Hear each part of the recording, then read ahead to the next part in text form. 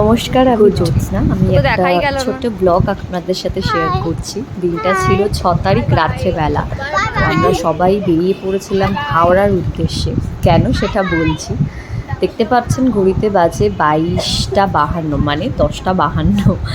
তো আমরা বসে আছি ট্রেনের অপেক্ষায়।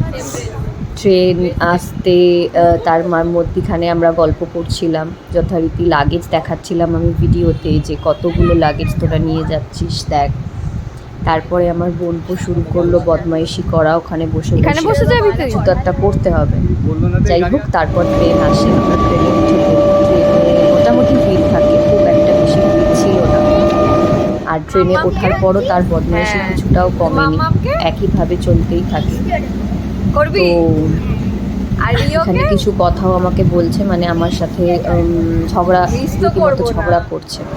তো তারপর আমরা ট্রেন থেকে নেমে চলে যাই গেস্ট রুমের দিকে, যেখানে ওয়েটিং রুম বলে হাওড়া।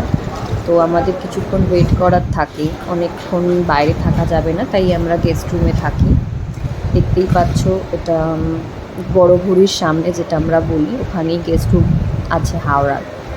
তো ওখানে থাকার পর আমরা ভোরবেলায় উঠে বাইরে গিয়ে দেখি সুন্দর এক হাওড়া ব্রিজ দেখা যাচ্ছে। ভোরবেলার এক্সপিরিয়েন্স, যেটা আমার কোনো দিনই আগে হয়নি, এই প্রথমবার হলো। ভীষণ ভালো লাগলো দেখে যে আলো ফোটেনি।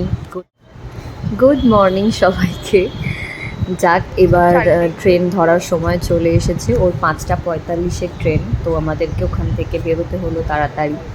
তো দেখতেই পাচ্ছ, আমরা ট্রেনে তুলে দিয়েছি ওদেরকে, ওদের লাগেজও তোলা হয়ে গেছে। তারপর আমরা ট্রেনে তুলতে যাই। এখন নাতির সাথে টাটা বাইয়ে গল্প চলে এখানে। খুবই ইমোশনাল। দাদু ভীষণ ভালোবাসে তাদের নাতিকে। তো ট্রেন ছেড়ে দেয়, আস্তে আস্তে ওরা বাড়ির পথে রওনা দেয়। আমার মনটা খুব খারাপ হয়ে যায়। আমার নয়, যে কেউ কাউকে ছাড়তে আসলে ভীষণ দেখতে তাদের খুব কষ্ট হয়। ও আসলেই আমার মজা আনন্দ, এইটুকু সময় কি তাড়াতাড়ি কেটে যায়। যাকে বাড়িতে ফিরতেই হবে, যেখানেই যাক না কেন। তো আবার আসার অপেক্ষা করব।